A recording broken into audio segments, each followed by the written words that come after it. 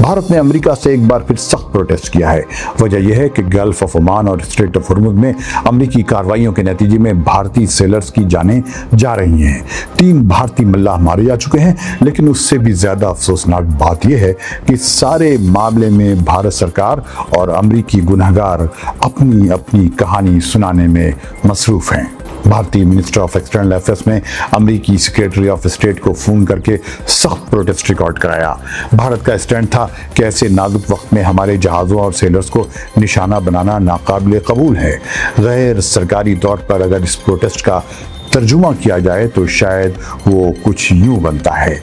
भारत कह रहा है, देखिए ऐसे वक्त में आप हमारे जहाज़ों और सेलर्स को निशाना बना रहे हैं जब हम पिछले 12 बरस से मुसलसल कूटनीति कूट रहे हैं।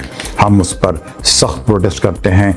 जब तक हम अपनी कूटनीति मुकम्मल तौर पर कूट न लें, आप हमें न कूटें। आखिर कोई इंटरनेशनल नॉर्म्स भी होते हैं। पहले हमें कूटनीति कूट लेने दीजिए, फिर अगर ज़रूरत महसूस हो तो हमें कूट लीजिएगा। कहा जाता है कि अमेरिकी जवाब भी कम दिलचस्प नहीं था।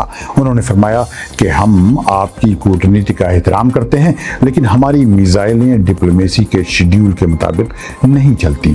यूँ लगता है कि दोनों मुल्कों ने जिम्मेदारियां बांट रखी हैं। एक तरफ अमेरिकी जहाज कूट रहा है, दूसरी तरफ भारत कूटनीति कूट रहा है। एक तरफ हेल फायर मिसाइल हैं, दूसरी तरफ सख्त स्टेटमेंट्स ऑफ प्रोटेस्ट।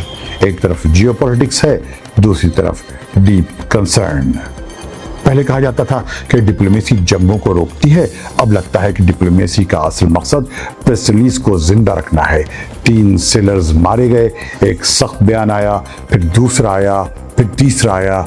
अगर बयानात से जहाज चलते तो भारत आज दुनिया की सबसे बड़ी मैरीटाइम पावर होता। अब शायद स्ट्रेट ऑफ हॉर्मुज़ के करीब एक बोर्ड लगा देना चाहिए जिस पर लिखा हो, खबरदार आगे जियोपॉलिटिक्स है, जहाज अपनी जिम्मेदारी पर चलाएं। मुख्तसर अल्फाज में सूरत हाल बता दूं, जो ये है कि हम कूटनीति कूटते रहे, वो हमारे जहाज कूटते रहे, और दोनों तरफ से ये ऐलान होता रहा कि बायलैटरल रिलेशंस पहले से ज्यादा मजबूत, गहरे और स्ट्रेटेजिक हो गए हैं, क्योंकि the president of the United states of America mister Donald Trump, हम सब खड़े होकर के नमस्ते ट्रंप। रेडियो देश के देखने वालों को फैज़ुल हक का सलाम।